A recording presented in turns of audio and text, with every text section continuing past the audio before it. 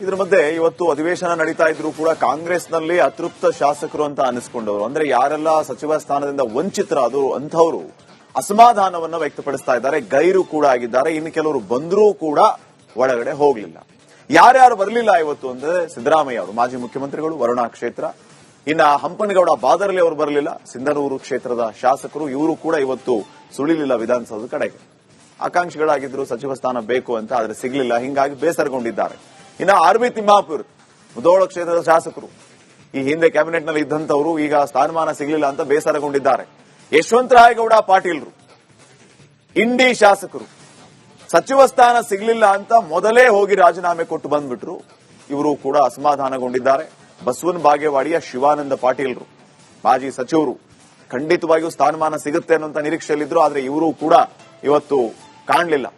ಇನ್ನ ಮಹಾಂತೇಶ್ ಕೌಜಲಿಗಿ, ಬೈಲ್ ಹೊಂಗ್ಲಾ, ಇವರೆಲ್ಲ ಕಾಂಗ್ರೆಸ್ನ ಎಂಎಲ್ಎಗಳಿವರು, ಇವರು ಕೂಡ ಅಸಮಾಧಾನಗೊಂಡಿದ್ದಾರೆ.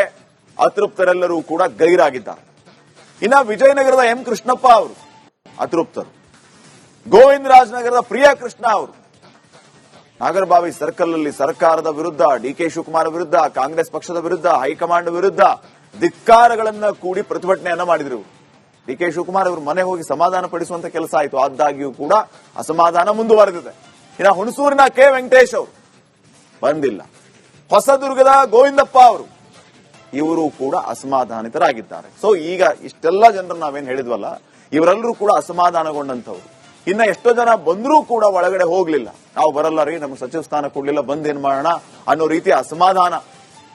ಬರೋದ್ಯಾಕೆ, ಬಂದ ಮೇಲೆ ಗೈರು, ನಾವು ಒಳಗಡೆ ಬರಲ್ಲ ಅಂತ ಹೇಳೋದು ಯಾಕೆ ಅನ್ನೋಂತ ಪ್ರಶ್ನೆ ಬಂದಾಗ ಇವ್ರು ಹೇಳಿದ್ದೇನು ಅಂತಂದ್ರೆ, ಎದುರುಗಡೆ ಓಡಾಡಿದ್ರೆ ನಮ್ಮನ್ನ ಕೇರ್ ಮಾಡಲ್ಲ, ಇನ್ನು ಮನೆಯಲ್ಲಿ ಕುತ್ಕೊಂಡ್ರೆ ಯಾರು ಕೇರ್ ಮಾಡ್ತಾರೆ, ಹಿಂಗಾಗಿ ಬಂದಿದ್ದೀವಿ, ಅಸಮಾಧಾನವನ್ನು ವ್ಯಕ್ತಪಡಿಸ್ತಾ ಇದ್ದೇವೆ ಅನ್ನೋ ಮಾತನ್ನು ಕೂಡ ಕೆಲವರು ಹೇಳಿದ್ರಂತೆ.